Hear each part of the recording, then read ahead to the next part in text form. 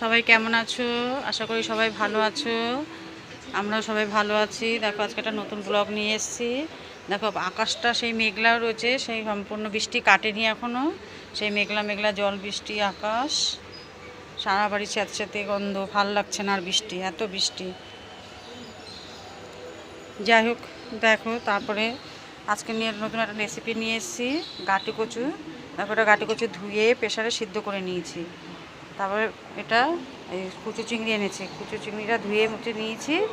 এবার এটাকে মিক্সি করব, মিক্সি করে বড়া করে গাঁটি কচু দিয়ে তরকারি হবে। ঠিক আছে, সঙ্গে থাকো, দেখতে থাকো। করে নেবো, এই যে মিক্সি জারে দিয়ে দেবো। কিছুটা দিলাম, কিছুটা আদাও দিয়ে দিলাম, আর কিছুটা কাঁচা লঙ্কা দিয়ে দিলাম। এবার এটা পেস্ট বানিয়ে নেব। মাছটা মিক্সিটা করে নিয়েছি, আর কিছুটা গোটা রেখেছিলাম, এটা দিয়ে দিলাম তার মধ্যে। আর একটু লবণ দিয়ে দেবো, একটু হলুদ দিয়ে দিলাম, আর একটু বেসন দেবো। বেসন দিয়ে এবার মেখে নেব। মিক্সিটা মেখে নিয়েছি, সব কিছু মিশিয়ে মেখে এবার বড়াটা করে নেব। দেখে দেখো তেলটা বসিয়ে দিয়েছিলাম, গরম হয়ে গেছে। বড়াটা ভেজে নিই।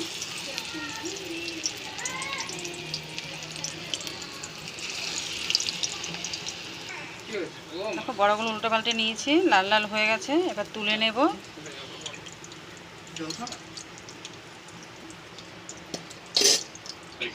বড়াগুলো ভাজা হয়ে গেছে, তুলে নিয়েছি। এবার গরম তেল আছে, এর মধ্যে পাঁচফোড়ন আর একটা শুকনো লঙ্কা ফোড়ন দিয়ে দেবো।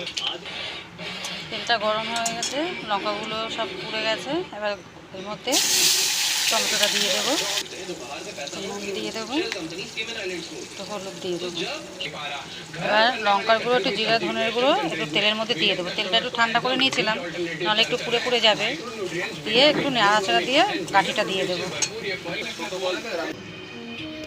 গরমও হয়ে গেছে, আর এদিকে বড়াগুলো আমি এখন ভেজে নেব।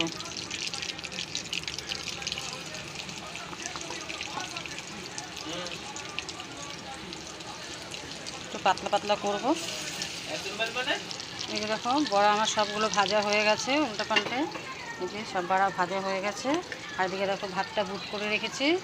আর আজকে রান্না করেছে কি দেখলে তো, গাঁটি কচু দিয়ে ডিমের বড়া দিয়ে তরকারি, হেভি খেতে লাগে। আর এই যে ডিমের ভাজা, এটা ডিম দিয়ে যে বানিয়েছি এমনি করে, চিংড়ি মাছের বড়া, এই একই সেই খাওয়া হয়ে যাবে।